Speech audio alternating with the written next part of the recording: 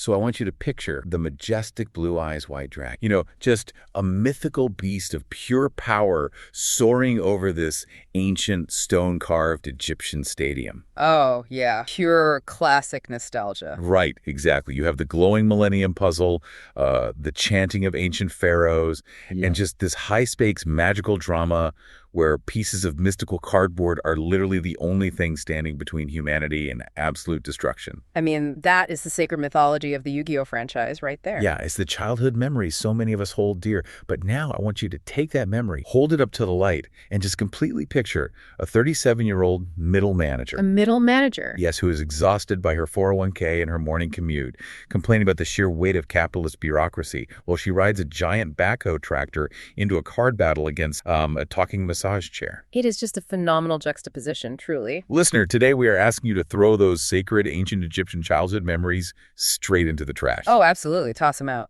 Because we need you to strap in, suspend your disbelief entirely, and just prepare for pure, unadulterated narrative chaos. Today, we are exploring a world where card games aren't used to banish ancient evils to the Shadow Realm. No, they definitely are not. No, they are used to fight human resources, arbitrary corporate penalty points, and basically middle management dystopia. Which, is arguably much more terrifying than the Shadow Realm, to be honest. So true. Welcome to the deep dive. Today, we are immersing ourselves in a really comprehensive 185-minute transcript breakdown by the YouTube creator known as Bruce T.S. Right, and he has essentially cataloged, analyzed, and philosophically dissected the absolute entirety of the anime series Sevens. Yeah, and our mission for you today is to unpack exactly how this series takes the most famous trading card game on the planet and turns it into this anti-establishment, rule-breaking, chaotic fever dream. A fever dream that somehow serves as a brilliant commentary on modern digital... Exactly. And listener, to really grasp the sheer scale of the absurdity we are about to explore, we need you to put on your animator's hat right now. Yeah, seriously, you need to visualize this. We want you to see the split screen, the holographic bursts,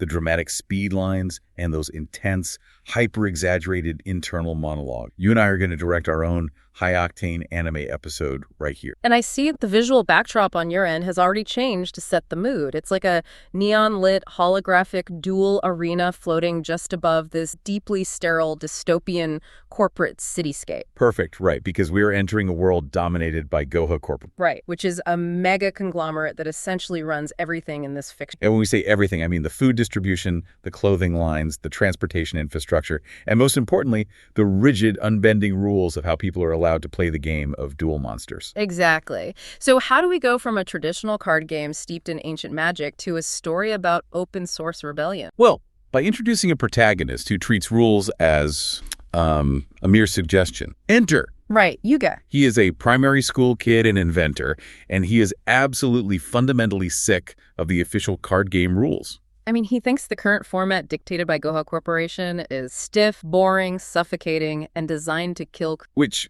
if we connect this to the bigger picture, is a fascinating meta-commentary right out of the gate by the show's creators. Yeah. Bruce T.S. spends a good chunk of his analysis on this exact point. For decades, the real-world Yu-Gi-Oh card game has grown incredibly, almost punishingly complex. Oh, totally. Modern cards have entire paragraphs of microscopic text. Right. A single turn can take 10 minutes of endless summoning, negating, and chaining effect. The real-world game became this walled garden that was totally inaccessible to new players. So Yuga kind of represents the desire with the actual player base to just strip it all back, to make it fun and fast again. Precise. But in the context of the show's universe, modifying the game to be simpler isn't just frowned upon. It is literally legally prohibited by the corporation. Wow. Yeah, modifying a dual disk or changing the software is treated like a severe cybercrime. And Yuga is a repeat offender. I mean, he is on his 5th system penalty for modding his toy. Right. The series opens with him waking up from a daydream by slamming his head into a desk lamp, only to realize he is one strike away from a permanent ban. And in this world, if your account is banned, you lose your digital identity. Yeah. You are basically socially exiled. It's intense. So he gets cornered by the straight-laced, hyper-aristocratic student council president, Gavin. Right, who starts giving him a colossal lecture on the importance of following corporate guidelines. But then this blue-haired emo kid named Luke suddenly appears to interrupt the lecture. Oh, Luke! He is an essential piece of this chaotic puzzle, and his psychology is just fascinating. Definitely. He claims to be possessed by a dark demonic power, like he carries himself like a tragic anime anti-hero burdened by a curse. But as the source material points out with incredibly dry humor, it isn't magic at all. It is really just him shorting out electronics when he touches them. Yeah, it's just static electricity or some bizarre, unexplained physiological anomaly, which his incredibly inflated ego interprets as supernatural intervention. He is basically killing nearby cell phones so no one can record his supposed genius. The kid's a walking EMP device. Serious. So Luke decides to take Yuga and the protesting Gavin down to a secret off-limits basement under the city to test this new game format Yuga has been secretly coded. And down there, they encounter this massive, imposing hologram of what Bruce T.S. hilariously describes as an exhibitionist old man. Yes, a holographic boomer, essentially, who guards the mainframe and is ready to test anyone who enters. This character is Otis, and he represents the old guard, the original creator of the system, who has become totally disillusioned with what it has become. Right, and when a corporate enforcement drone suddenly arrives and threatens to ban all 3 boys for trespassing in a restricted server room, Luke steps up. He uses his demonic power, which, again, is just a really aggressive static shock to short-circuit the corporate drone. But in doing so, he also trips the breakers. And this is where things get brilliantly stupid. The power goes out. Yuga's dual disc, the device strapped to his arm that projects the holograms, starts running out of battery right as he's supposed to duel Otis to install his new code. And without power, the upload fails, and they all get banned. Okay, cue the animation. Listener, put the hat on. I want dramatic Dutch angle zoom-ins on the blinking red battery light of the dual disc. The tension is palpable. The beeping is getting faster. Right. What do? The straight-laced aristocratic student council president, Gavin, who prides himself on dignity and order, is forced to hop onto Yuga's modified bicycle, which is hooked up to a generator. It's so good. He has to pedal it like a hamster on steroids just to generate enough raw electrical power to keep the dual disc alive. Imagine the dramatic sweat drops flying off Gavin's face, his legs moving in a blur of motion lines, just groaning in aristocratic agony as he physically powers cyber. The contrast between the high-stakes digital hacking and the hilariously low-tech solution of a bicycle generator perfectly encapsulates the tone of Sevens. Absolute. And what happens next is the catalyst for the entire... The lights flicker back on, the dual disc powers up, and Yuga begins... But he is losing. Otis is overwhelming him with the traditional heavy mechanics of the old game. So what does Yuga do? He hacks the game's firmware mid-match. Wait, he is literally compiling code while taking damage. Exactly. Listener, visualize the frantic typing on a glowing virtual keyboard popping up in the air. We need a system update progress bar hovering over the battlefield, slowly ticking up 89%, 95% error messages flashing in bright red as the corporate firewall tries to block him. And then boom, 100%. He forces the update. He installs his custom Rush Duel rules directly into the server while the game is actively being played. In the blink of an eye, the fundamental rules of the universe change. And this is where we have to explain the how and the why of what just happened, because Bruce T.S. makes a fantastic analytical point here. Yeah, let's unpack that. In traditional Yu-Gi-Oh!, summoning a monster is like spending a heavily guarded rare currency. You generally get 1 normal summon per turn. Right. It creates a slow, deliberate choke point that the corporation uses to control the pace of the game and sell specific, powerful cards that bypass that rule. Exactly. It's an artificial scarcity. What Yuga's newly uploaded code does is completely remove that joke. The new Rush Duel format allows a player to normal summon an infinite number of times per turn, as long as they have the cards in their hand. Furthermore, at the start of every turn, a player draws until they have a full hand of 5 cards. So he isn't just speeding up the game. He is mathematically breaking the resource scarcity that Goha Corp relies on. Wait, pause. I need to understand the sheer audacity of this. He is in a sanctioned, corporate-monitored game, and because he is losing, he just injects a virus that says, actually, the rules are different now, and I can play my entire hand at once. Yeah, pretty much. How does the system even process that without immediately crashing? That is the beauty of the open source metaphor Bruce highlights. Yuga's code is so elegantly simple, so stripped down compared to the bloated, paragraph-heavy corporate code that it just overrides the system naturally. So it replaces a complex bureaucracy with a streamlined protocol. Exact. So under his new rules, Yuga spits out 3 monsters onto the field at once, totally bypassing the normal. But the holographic boomer, Otis, isn't deterred. He sacrifices his own minions and summons the legendary blue blue-eyes white dragon. A massive, classic, terrifying icon of the franchise. The animation budget suddenly spiked. The dragon rears back, annihilates Yuga's front line, and blasts him with white lightning. Yuga is thrown back and left with a measly 1,000 life points. And in a traditional narrative, this is the exact moment where the protagonist would rely on the heart of the cards. Right, it's the staple trope of the franchise. A magical destiny, a glowing aura,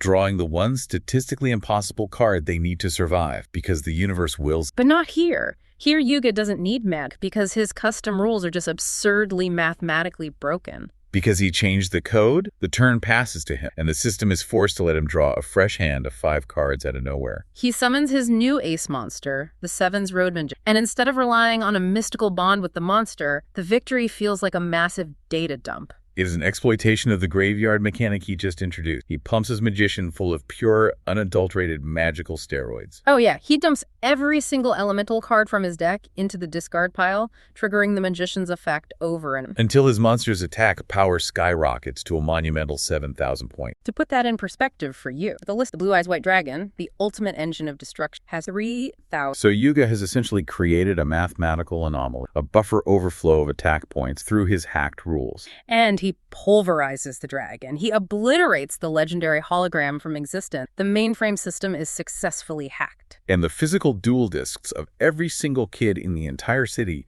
suddenly they physically snap open, shifting their plastic casing to form the shape of a massive number 7. The new rules are officially installed in the real world. The closed ecosystem is broken. The monopoly is shattered. The walled garden has been breached. But this raises a massive question. So Yuga shatters the digital monopoly and these kids run wild. The rules are rewritten, but who exactly is enforcing this new chaotic meta? Right, because Yuga is not a traditional heroic leader. Bruce T.S. points out that the minute the duel is over and the rebels won, Yuga immediately... He just goes back to happily tinkering with the wiring of a broken surveillance drone on his desk, completely ignoring the massive socioeconomic paradigm cause. Which is incredibly fitting for hacker arc. He loves solving the puzzle, but he has zero interest in governing... Exactly. Yeah. Which brings us perfectly to the cast of absolute misfits he surrounds himself. We are moving from the mechanics of the digital rebellion to the character flaws that actually drive this plot forward. Because, listener, this series uses hyper-exaggerated anime tropes to resolve the pettiest, most ridiculous human grievances. Let's look at the Hall of Fame of absurdity. And we have to start with Luke. Oh, Luke. The delusional egoist. That is putting it mild. The kid acts like a paranoid schizophrenic. After the basement ends, he is utterly terrified that the mega corporation is going to fry their disappear. Yet simultaneously, this massive, unearned superiority comes. He is completely convinced the absolute king, a messianic figure meant... Later in the series, he actually invents a superhero alter ego for himself called the Luke Man, complete with a cheap rubber helmet that he treats with dead serious reverence. Bruce T.S. gives a brilliant breakdown of Luke's psychology. His entire worldview is filtered through this lens of extreme main character syndrome. Yeah, right. Everything that happens in the world is, in his mind, directly related to his destiny. There's a specific incident that illustrates this perfect, involving the school's dinosaur club. Oh my God, the dinosaur club. Yeah. Listener, imagine you were in a public park restaurant. A very grounded, glamorous setting for an anime battle. Seriously, right. So Luke is in a bathroom stall, and he overhears a trio of kids from the dinosaur club whispering in the stall next to him. Uh-huh. They are plotting to capture a local construction anomaly, some weird digging machine that people think is a cryptid monster, and they want to turn it into a capitalist tourist attraction so they can swim in pools of fake money. It is literally a child's understanding of venture capitalism whispered over a toy. And what is Luke's response? Does he ignore it? No. He steps out of the stall, pulls up his pants, and dramatically confronts them like they are an international crime syndicate. It's so unhinged. Yuga eventually has to step in and end up dueling their leader, Dig. Now, Viggs is a kid who wears a dirty lab coat and just screams the word Jurassic at the end of every sentence. And his entire deeply tragic emotional backstory is that he once shoved a piece of petrified dinosaur poop in his ear just so he could hear the relaxing ancient sound of an ancestor.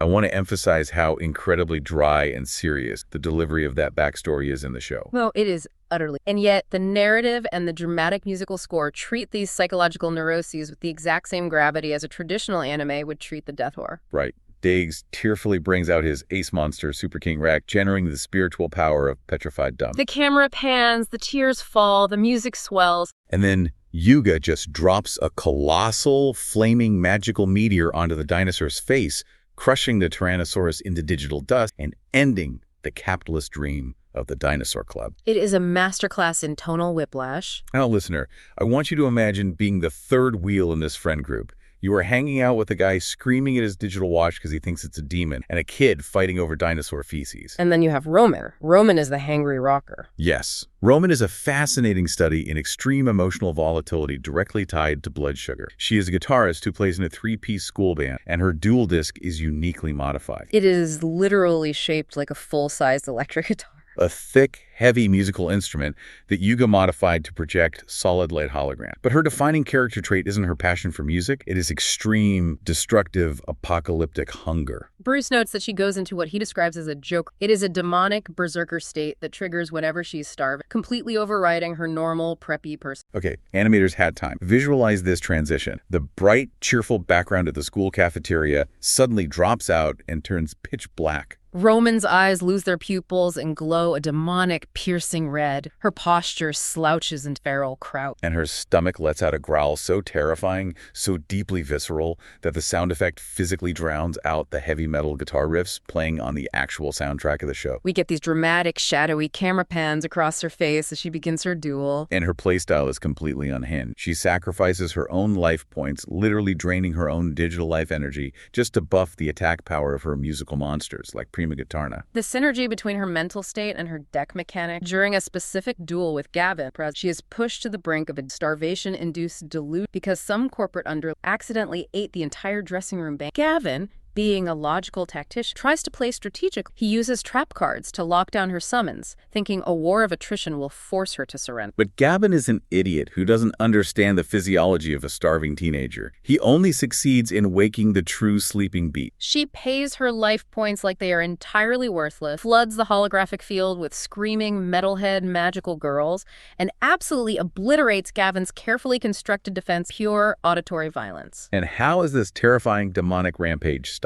How do they pacify the berserker? Well, through a tactical snack deployment. Yes, Yuga's modified guitar dual disc has a hidden compartment that physically ejects a flying chocolate bar straight into her mouth midair. She catches it in her teeth, swallows it, drools with pure dopamine happy, instantly reverts to her cheerful, preppy self. The terrifying red aura just vanishes like a light switch. It is a culinary exorcism. And, speaking of culinary disasters, we cannot talk about Roman without discussing the blue curry. Yes, the radioactive biological weapon disguised as an entree. Roman decides she wants to prove to the boys that she can cook a traditional team-building meal, but she approaches cooking the same way she approaches a mosh pit. Instead of washing vegetables, she aggressively tosses an entire unopened bag of flour into the air and lights the gas stove, causing a brutal, concussive dust detonation in the... Then, instead of spices, she starts pouring in black powder, sulfur, and actual heavy glowing substances she found in a chemistry lab. The result is a thick, bubbling, bluish, radioactive sludge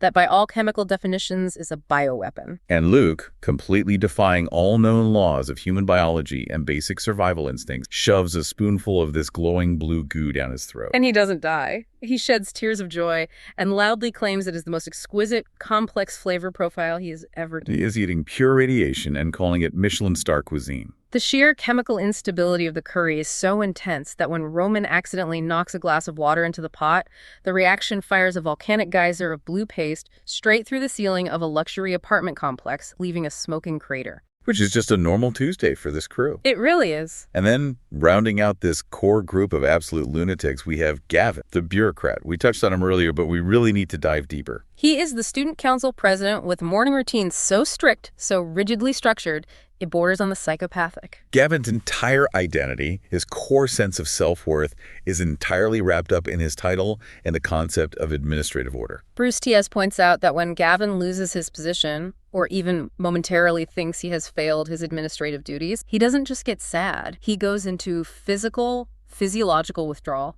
His muscles spasm, he twitches, he literally collapses onto the floor in a cold sweat. There is this incredible scene early on where Yuga formally challenges him over the fate of the Rush Duels. If Yuga wins, Rush Duels stay. If Gavin wins, they are deleted. To prove his aristocratic superiority and his reverence for the old ways, Gavin shows up to the duel arena wearing a traditional heavy lord's robe. But it gets better. He takes his status so serious that he refuses to physically touch his own playing cards, claiming the sweat of exertion would dirty his hands and dishonor his... So wait, how does he play a card game without touching the card? He forces two younger students, completely dressed in full shinobi ninja gear, to stand silently behind him. Oh. Whenever he makes a move, he just barks an order, and the ninjas frantically draw the cards from his deck and place them on his duel disc for him. It is a hilarious visual, but it also brilliantly reinforces the themes Bruce T.S. has highlighted. The show grounds these high-stakes, magical card battles in incredibly mundane,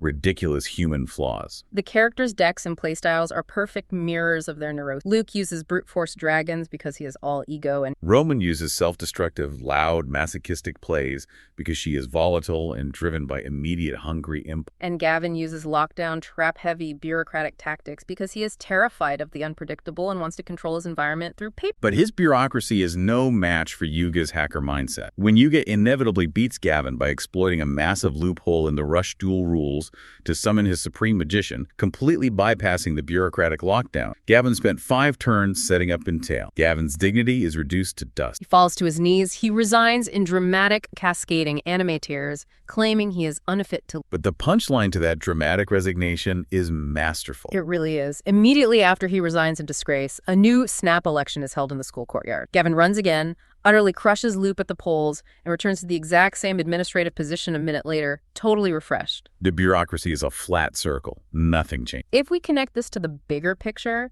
every chaotic rebellion needs an empire to rebel. Yuga, Luke, Roman, and Gavin are messy, ego-driven, and absurd, but they are fighting against an antagonist that is the ultimate distillation of sterile corp. Which brings us to the overarching antagonist. So Yuga shatters the digital monopoly, but in a closed corporate ecosystem, the system always fights back. And the retaliation doesn't come from a magical villain in a cape. It comes from human resources. Welcome to Goha Corporation and the middle management dystopia. Listener, this is where the series truly weaponizes the mundanity of corporate life. Goha Corp is a mega conglomerate run by a bizarre mix of literal children and deeply exhausted, traumatized adult middle managers. The terror they inflict isn't that they will destroy the world with a laser beam. The terror is that they will enforce arbitrary penalty points on your account, bury your family in NDAs, or delete your digital footprint entirely. Bruce T.S. heavily emphasizes this aspect of the world building. Goha Corp feels like an exaggerated parody of Amazon or Apple, and the enforcers of their will are some of the most unhinged characters hired, starting with Mimi. Oh, Mimi.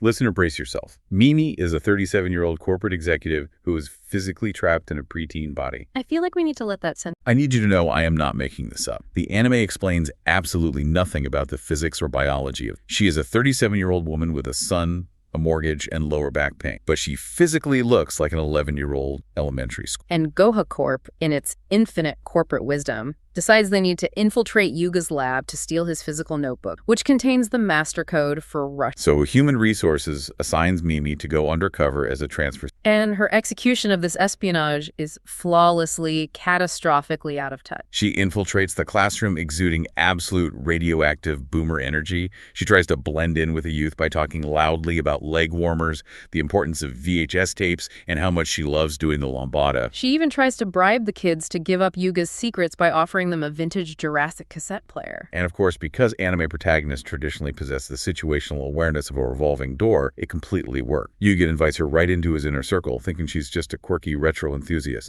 But the real, genuine trauma of Mimi's character is exposed later in a scene that Bruce T.S. highlights as one of the darkest, funniest. Mimi, in her corporate enforcer disguise, ends up having to duel her own son, Yash. Now, Yash is a primary school kid who is currently going through a severe rebellious phase. He does a terrible budget Mad Max cosplay. He calls himself the Combat King, wearing apocalyptic rubber tires as armor. And why is he rebelling? Because his mother, Mimi, cut off his daily supply of rich fettuccine with sausage because she thought he was getting spoiled and becoming a delinquent. Wait, pause. Let me get this. A multi-million-dollar corporation sends a 37-year-old middle manager in leg warmers to steal a kid's homework.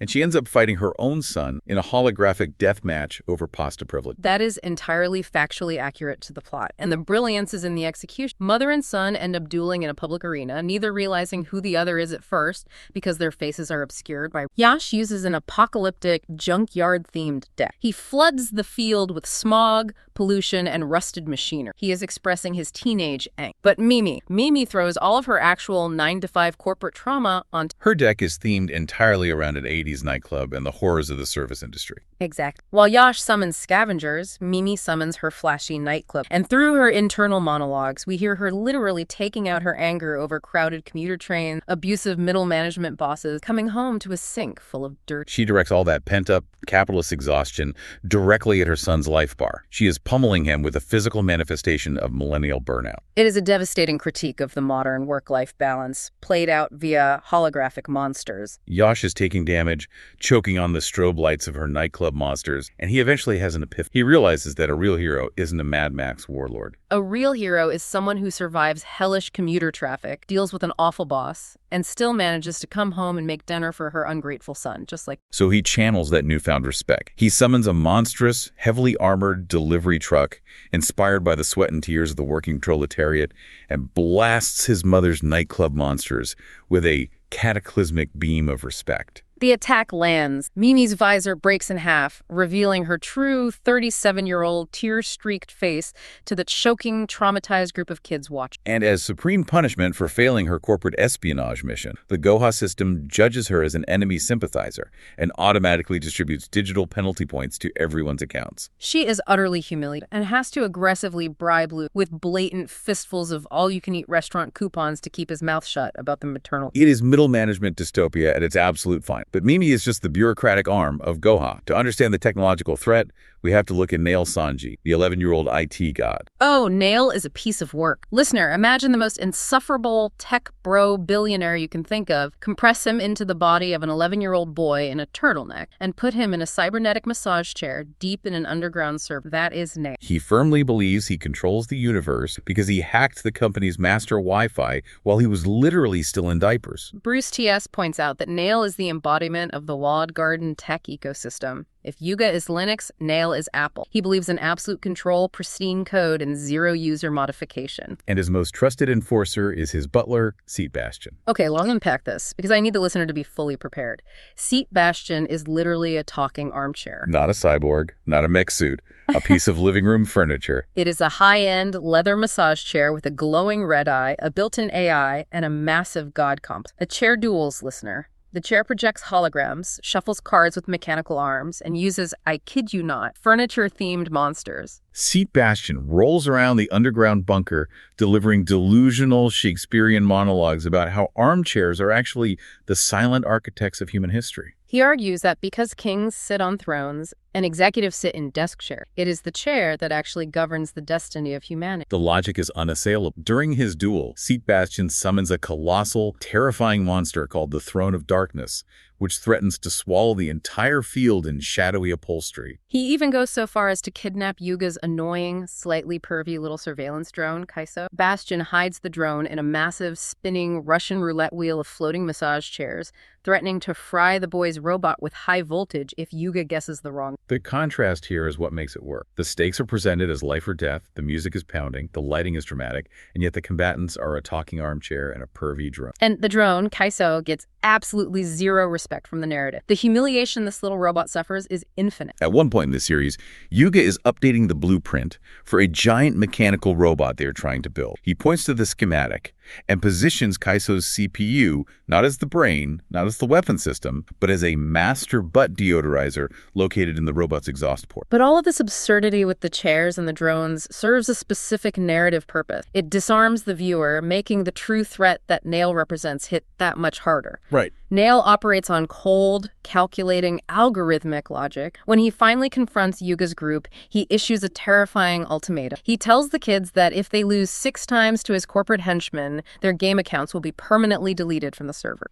And Bruce T.S. dwells on this point because it is brilliant. They won't be sent to the Shadow Realm. They won't physically die. They will just go back to being absolute failures with no digital footprint. In a modern digital age, for an 11-year-old, losing your digital identity, your access to the community, your saved data that is akin to existential death. It is peak digital age stakes. You don't die in real life. You just get banned from the server forever. But Goha Corp isn't just about software and IT. They also control the physical infrastructure of the city. Which brings us to the Heavy Cavalry Club. Ah, yes. The infrastructure department threatening to literally bulldoze the school. The Heavy Cavalry Club is led by Asana and her lieutenant, Gavin. They are traditional, and they ride giant diesel-chugging backhoes, excavators, and tractors directly into card battles. And they don't just ride them for transportation. As Bruce details, they have an uncomfortably intimate, almost spiritual relationship with heavy machines. Gavin, for instance, is a kid who claims to be in the 6th grade, but he is drawn with the grizzled, muscular physique of a war veteran going through his 3rd divorce. When his excavator breaks down, he is shown literally stroking his old, rusted shovel, shivering and sweating as if he is going through chemical withdrawal.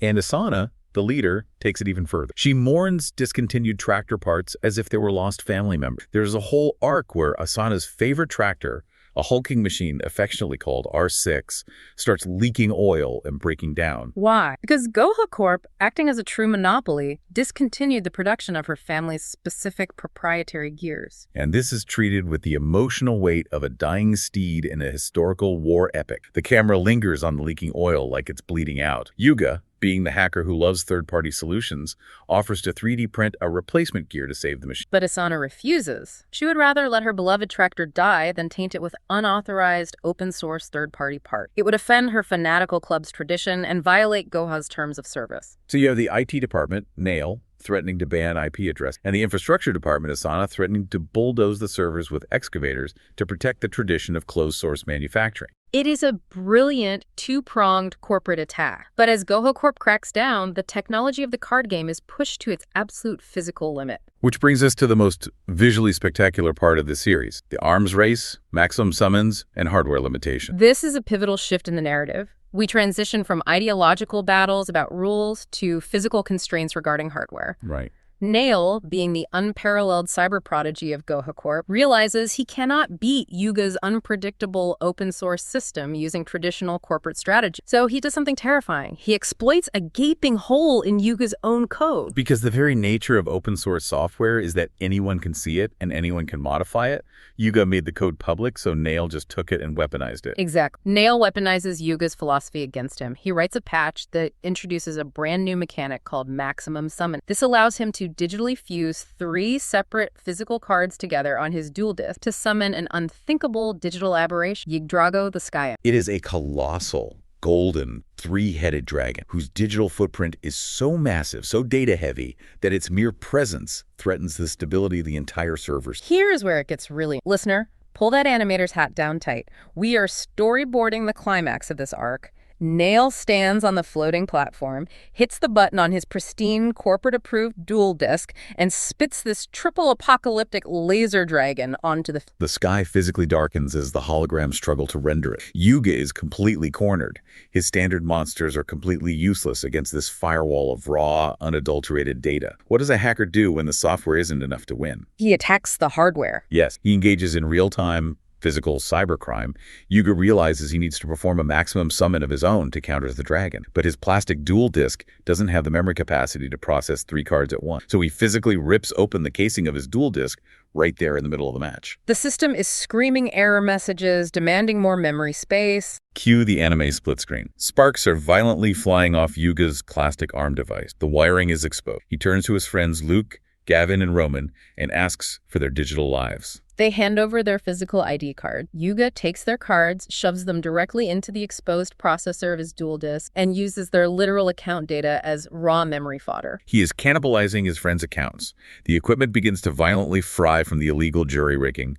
The plastic is bubbling and melting from thermal throttling. Bruce T.S. spends a significant amount of time praising this specifics. It is a brilliant meta-commentary on the physical limits of cardboard and the data limits of plastic. Traditional anime relies on magical energy, stamina, or the vague concept of spirit to limit a character's power. Here, the magic system is strictly governed by RAM, server space, and CPU overheating. But even with his friends' IDs, it's not enough power. The system is still crashed. And then we get the ultimate sacrifice. The useless, humiliated, privy little drone, Kaiso, sees his masters struggling. Kaiso flies over, jams his own USB connector into the melting duel disk, and offers himself up. The drone scorches its entire memory drive, frying its own electronic brain, just to act as an external hard drive and stabilize the scam hard. Sustained by hardware fraud, thermal paste, and robotic piracy, Yuga finally generates the processing power needed. The physical limitation of the device briefly overcomes the digital data cap. The screen flashes a blinding cinematic white. A giant glowing modular robot violently assembles in the sky above the city. Yuga summons Supreme Machine Magnum Overlord. It is a massive holographic kaiju battle playing out right over the corporate skyline. Yggdrago, the Sky Emperor, and Magnum Overlord are rubbing their absurd, massive polygonal proportions against the cloud. It is peak, adrenaline-fueled shonen escalation, but the entire thing is driven by illegally overclocked processors and melted plastic. And this brilliant theme of hardware limitation reaches its absolute peak later in the series, during what Bruce T.S. dubs the e-waste duel between Yuga and Asana, the heavy cavalry tradition. Oh, this duel is a masterpiece of technological tragedy. Let's set the scene. Later in the season, Asana challenges Yuga to a duel to completely wipe Rush Duels from existence, to preserve her beloved Goha tradition. But they aren't in a pristine arena. They are deep inside an abandoned underground, and Asana destroys Yuga's duel disk before the match even starts. So Yuga has no hardware, but he is standing in an electronic graveyard. They unearth these old, rusted, first-generation duel disks buried in the dirt of the mine. These filthy relics hide electronic scrap with old, unregistered IDs, exactly the raw digital junk needed to generate maximum monsters without Goha tracking. So they strap literal garbage to their arm. Asana summons her colossal, oppressive machine, Worm Excavator, a giant mechanical drill. Yuga is forced to rely on the decrepit, mud-caked circuits he just dug up to unite his rusted colossi into his Supreme Machine Magnum Overlord. But as Bruce analyzed, because they're using literal recycling digital trash has a terrible... The hardware strain is too much for the old microchips. As the giant holographic monsters clash in the cavern, the physical playing cards on their arms literally start to rot. Friction and the data transfer rate are so intense that the cards begin to physically crumble into charcoal on their holographic projector. It is a phenomenal vision. The cards themselves darken, bubble, and crumble like stale, burned bread. The duel ceases to be about strategy. It becomes a brutal battle of attrition, a test of raw prayer to see whose holographic dysfunction will fail first. It is a structural catastrophe. The tension builds as both monsters charge their final attacks. But before the beams can connect, the hardware entirely gives out. Both mountains of virtual plastic just evaporate into thin air, accompanied by a massive, pathetic explosion of sparks that accomplishes absolute. The match ends in an anticlimactic, technical draw. The dust settles, and Yuga and Asana are just left standing there in the dirt, panting, watching their rarest, most powerful card turn to literal charcoal dust and blow away in the... The limits of the hardware dictated the outcome of the war. Nobody wins when the server crashes. It's a stark, almost sobering reminder that in this universe, you can't just wish your way to victory, friend. You have to obey the unbreakable laws of physics, thermodynamics, and server. Which, ironically, makes the next narrative leap the show takes all the more violently jarring. Wait, you mean jumping from grounded server architecture to literal outer space? Because, yes, listener, we are now entering the phase of the deep dive, where the show completely abandons Gavin. Citywide infrastructural limits, the narrative decides to take a massive, illogical leap into the cosmos, proving the series knows absolutely no bound and is actively mocking its own power creep. Exactly. Let's look at the transition to the lunar server and cosmos. Okay, so the city is in chaos. Goha Corp is losing its grip on the populace. Suddenly, a massive shadow plunges Yuga's school into darkness. A giant corporate mothership, shaped exactly like the Goha corporate logo, drops out of orbit and parks menacingly in the sky above the city. And outstep the true masters of the company, the Goha six sibling. You have Yuro, Yuka, Yuo, and the rest of these posh, hyper-arrogant, Power Ranger-type corporate heirs. And they reveal the ultimate, closely guarded secret of the Goha Corporation's dominance. The master server that runs the entire dueling world, the physical hardware that processes every single card played on Earth, isn't in a base. It isn't in a heavily guarded terrestrial center. The super advanced server running the global network is actually a giant drawing carved directly into the dirt of the moon. I need to say that again with absolute deadpan sincerity, as Bruce T.S. does in his video. The server is the moon. The surface of the moon functions like a colossal planetary-scale vinyl record, and Goha Corp has dozens of automated space robots with giant drills relentlessly shredding the lunar surface, physically carving the binary code of reality into the regolith as the moon rotates. Oh, I am pausing the deep dive. I need a reality check. You are telling me with a straight face that the pinnacle of human technology in this universe is a giant record player, and if an asteroid hits the moon, the Wi-Fi... That is exactly what the source material presents. It is a monumentally stupid concept delivered by the characters with the utmost life or death gravity. And it gets dumber. The sadistic younger brother of the corporate heirs, Yuga, initiates his ultimate threat to delete Yuga's open source. He has a massive proprietary robot stationed on the server. And what is this robot doing to threaten the planet? Is it charging a laser? Is it deploying a virus? No. The giant robot is doing morning Pilates. It's stretching its leg. And Yuga threatens that the sheer physical movement of this colossal robot, stretching its hamstrings on the lunar surface, will cause tremors that will glitch the vinyl record server, skip the needle, and permanently delete Rush Duels from the universe. If we reflect on this escalation of stakes, it's actually a genius piece of satire. Bruce points out that the series pushes the envelope of logic so far that it literally breaks through the stratosphere. It is a direct pointed parody of typical anime power creep. In long-running shows, local school tournaments inevitably, exhaustingly become battles for the fate of the universe. Yu-Gi-Oh! Sevens subverts this by honoring the cosmic escalation, but making the cosmic elements themselves fundamentally aggressively stupid. A robot doing Pilates threatens to delete the universe. I can't even. I'm losing my mind. And how does our gang of heroic hackers respond to this existential lunar threat?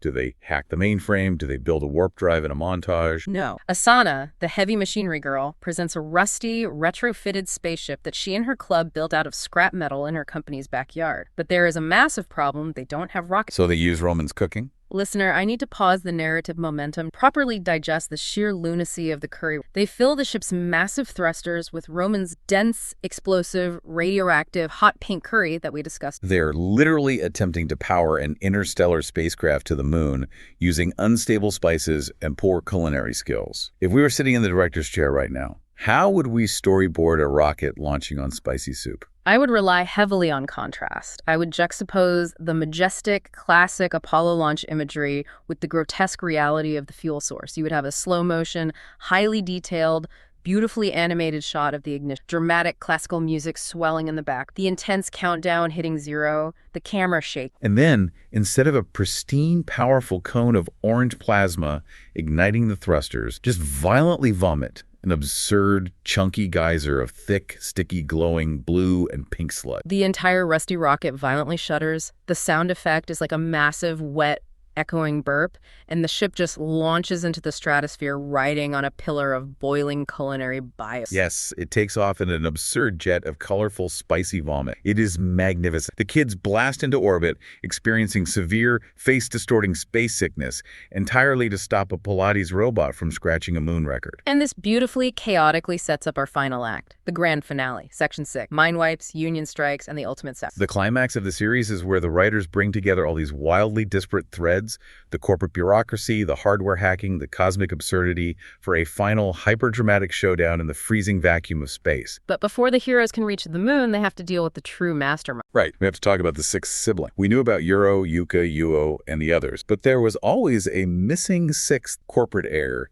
to the Goha Empire. And the reveal is wild. It turns out to be a timid little kid named Swirl, who had been hanging around the school, walking around in a literal chameleon costume for half the season. But his true dormant identity is awakened by forbidden corporate magic, and the cute kid transforms into Yuga Goha. Yuga Goha is designed as the dark, twisted mirror to our protagonist, Yuga. He is a fallen angel of the corporate world, a sadistic, highly competent villain with a bizarre, terrifying fetish for memory. The visual design here goes incredibly hard. He snaps a mechanical drone onto his back that unfurls into massive black bat wings, and he flies around the city like a gothic supervillain. And his playstyle is entirely elite. He uses a massive, thick 60-card deck, which is absurdly large and mathematically inconsistent for this specific. And his signature move is using the classic, iconic spell card, Monster Reborn. But he doesn't just use it to revive a monster from the graveyard. He weaponizes the code to literally fry his opponent's brains and wipe their real-world memories of the game. He wants to turn the entire pop into amnesia, compliant zombies who only obey Goha. As Bruce T.S. puts it, he is forcibly deleting their cache. It is a neurological factory reset, a lobotomy administered via a children's card. Yuga, our protagonist, faces him on a range-select corporate helipad. But Yuga is exhausted.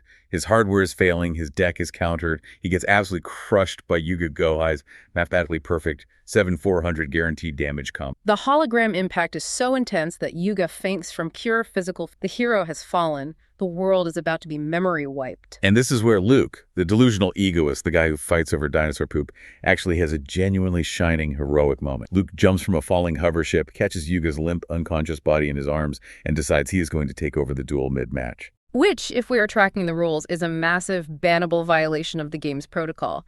You cannot tag in when someone is unconscious. But the script, fueled by the sheer rule-breaking ethos of the show, allows. Luke physically rips the duel disc off his unconscious friend's immobilized arm and straps it to his own. The villain, Yuga Goha, laughs at this pathetic display.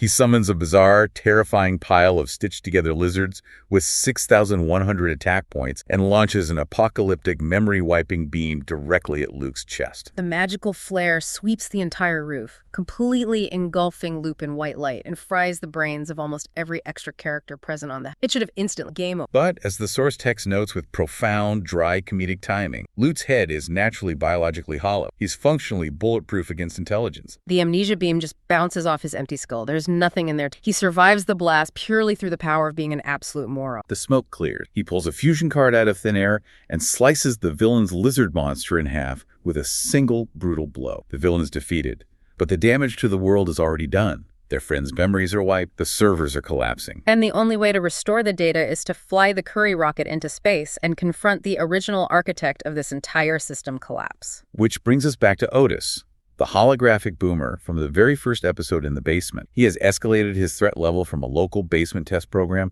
to a literal cosmic extinction level threat. The kids arrive in orbit and they find Otis. He is in space, floating above the moon, piloting a giant menacing robot that is narcissistically sculpted in his own bald, bearded head. And he finally reveals his mask. He admits he manipulated the corporate siblings, he manipulated Yuga, he manipulated everything. Why? Because the duels he created had become too bureaucratic. The irony. The system he helped build decades ago became too rigid and corporate, so his logical geriatric boomer solution is to simply delete reality entirely and start over. He literally wants to uninstall the universe because he is tired of the terms of service. So our teenage heroes, sitting in the cockpit of their own giant mechanical robot, powered by the dregs of spicy curry, are engaged in a massive space battle against a giant bald old man robot in orbit. The animation is going crazy. Lasers are flying. Otis summons his ultimate ace, Darkness 7's road magician, reaching a surreal, mathematically absurd 6,200 attack points. He is reflecting all of the kids' attacks. He is vaporizing their hull armor. The universal collapse is imminent. The data is shredding. It looks like the absolute end of the line. But listener, how is the apocalypse canceled in Yu-Gi-Oh! 7s? Is it through the power of friendship? Is it through a magical, glowing top-deck draw guided by the spirits of ancient Egypt? No. The universe is saved through the power of labor rights. Yes, I'm so glad we are talking about this. Right as Otis is about to deliver the final universe-ending blow, an alarm suddenly goes off on the dashboard of his giant, bald robot. His bridge crew, a weird group of space intern girls he hired to run the navigation, look at their watches. They realize it is 5:00 p.m. It is past their scheduled shift, and they firmly refuse to work unpaid overtime to destroy the universe. Bruce T.S. highlights this as perhaps the greatest punchline in anime history. They initiate a legally binding, unionized exit. They just pack up their bags, abandon their stations, and walk out of the giant space mech, leaving the old man completely defenseless to rot alone in the vacuum of space. The laser powers down because nobody is manning the generator. The final duel is an absolute roller coaster of high-stakes anime tropes, brilliantly and abruptly undercut by mundane socio-economic jokes. You have the ultimate cosmic stake, the deletion of reality, and it is thwarted because middle management refused to authorize time-and-a-half pay. It is genuinely incredible writing, but the threat isn't totally over. Otis is neutralized, but the lunar servers are still physically collapsing from the damage. The space station is falling apart. And Yuga, our hacker protagonist, is suddenly infected with what the source video accurately calls suffering protagonist syndrome. He looks at the crumbling moon, looks at his friends, decides he needs to be the lonely martyr. So without warning, he hits the emergency relief. He removes all his friends from the robot's cockpit, seals them in a pod, and ruthlessly ejects them into the freezing vacuum of space toward a nearby rescue ship. He is sacrificing himself to pilot the damaged robot into the server core to manually reboot it. But Luke, being the stubborn, delusional egoist that he is, Luke puts on his embarrassing, cheap rubber Lukeman superhero costume, physically swims through the cosmic freeze of open space, and violently pries open the hatch of Yuga's robot, invading the cockpit by force. He grabs Yuga by the collar and demands a duel right there, inside the rusty, sparking carcass of the dying robot. And the trophy for this final duel, the absolute right not to die alone in the dark. It is a surprisingly emotional, raw setup, hidden beneath layers of absurdity. Okay, animator's hat, one last time. Let's storyboard this final tragic shot. We need maximum emotional damage combined with visual. Red emergency lights are spinning in the cockpit. Sparks are showering down on. Luke is aggressively thrashing Yuga's life points, trying to force him to surrender so he can stay on the ship and help him fix the server. Yuga is backed into a corner. He has his spell cards locked down. He has no legal, mathematical way to win the card. So what does the hacker do? He embraces total digital delinquency. Yuga reaches into his pocket, completely bypassing his deck. He pulls out his own physical plastic corporate ID card. He tosses it directly into loose lap, stunning. He hits the console but violently opens the ship's airlock hatch and literally spits his best friend into the freezing through to the universe for the second time in one day. He essentially throws him out the airlock to save his life. Yes. And while Luke is tumbling away, orbiting in despair, screaming and trying not to become a space popsicle, Yuga's hack ID card, sitting on Luke's dual disk, magically registers on the Goha network as the code for Seven's Road Magician. The hologram renders in the void of space. It shreds Luke's dragon. Yuga legally wins the duel by proxy, claiming the absolute right to die alone. The music swells. Yuga puts a silly plastic paper crown on his head, gives a final salute, hits the cosmic suicide button, and boosts his junk heap robot to light speed. In a massive, silent, flaming crash, he obliterates the remains of Otis's ship, resets the lunar server, and evaporates into the stellar abyss. The screen fades to white. Roll credit, chef's kiss. It is a perfect tragic end for a hacker. But of course, because this is a serialized franchise, there is an epilogue. Right. We flash forward 2 years in the future, a dramatic time skip. The world has changed. The Goha corporate babies have grown up into edgy street thug. Gavin is in the vice presidency, crying tears of blood over the paperwork. And Luke, the mighty king of duels, is spending his days melted onto the whining at the sky like an inconsolable widow mourning his lost friend. Roman, the rocker, has him in a choking armbar because she's sick. And then, mid-chokehold, she stops. She throws a pair of binoculars. They spot something burning up on re-entry. It is the old, rusty ship tearing down through the stratosphere. The pod crashes into the ocean and cools down on the beach. Steam is hissing from the hull. The hatch open. And who emerges? Is it Yuga, the tragic, scarred martyr who has seen the horrors of the cosmos? No. He steps out of the pod posing aggressively, dressed in a ridiculous, oversized space dictator overcoat with fur lining. He looks fine. He smirks, snaps his fingers, and instantly sends a wireless signal that activates the kid's dual discs worldwide. The plastic snaps open, popping back into the shape of the number 7. The capitalist, corporate addiction to the card game is forcefully restored to the planet. So as we wrap up this deep dive, what does this all mean? If we synthesize this absolute wild ride that Bruce T.S. has painstakingly chronicled beneath the radioactive curry rockets, the talking massage chair duels, and the 37-year-old child spies fighting their son, there is a surprisingly passionate, coherent core message. Yu-Gi-Oh! Sevens is a story about reclaiming joy from systems that try to monetize and restrict it. It is about fighting corporate sterility, resisting the urge to let a massive system dictate exactly how you're supposed to have fun, and fighting tooth and nail for the right to invent your own rule. It really is. It is a chaotic, messy, incredibly beautiful rebellion against the establishment. Yuga didn't want to destroy the world. He just wanted the world to be less boring. He saw a closed ecosystem that punished creativity, system penalties and bans, and he hacked it wide open. Which brings us to a final provocative thought for you, the listener, to ponder as we leave you today. We live in a modern digital world where almost every app, video game, and piece of media we consume is increasingly locked down. We don't own things anymore. We license them. We are strictly bound by corporate terms of service, rigid ecosystems, and digital rights management that tell us exactly how, when, and where we are allowed to interact and pay for. Exactly. You can't even open up and repair your own smartphone without voiding a warranty or triggering a malicious software lock that bricks the device. So, in an environment that's sterile and controlled, is hacking the rules for fun, modifying the code, breaking the terms of service, rejecting the approved corporate format, the most relevant and necessary form of rebellion we have. Is the sheer absurdity of Yuga's open source chaos exactly what will keep our digital souls from becoming client middle management drones? It really makes you think. Sometimes the only way to fix a broken broken, rigid system isn't to write a polite letter to HR or follow the rules. Sometimes you just have to rewrite the firmware mid-match while riding a bicycle powered by your sweaty aristocratic friend. And honestly, listener, looking back at that perfectly clean, mythological, memorable Yu-Gi-Oh! We talked about at the start, the majestic pharaoh, the clean, binary, good versus evil, the glowing magic, I think I prefer the muddy, radioactive, curry-fueled, hardware-melting chaos of 7. It might be absurd, but it feels a whole lot more human. Thank you for joining us. Keep questioning the rule, keep your animator's hat handy, and whatever you do, stay curious.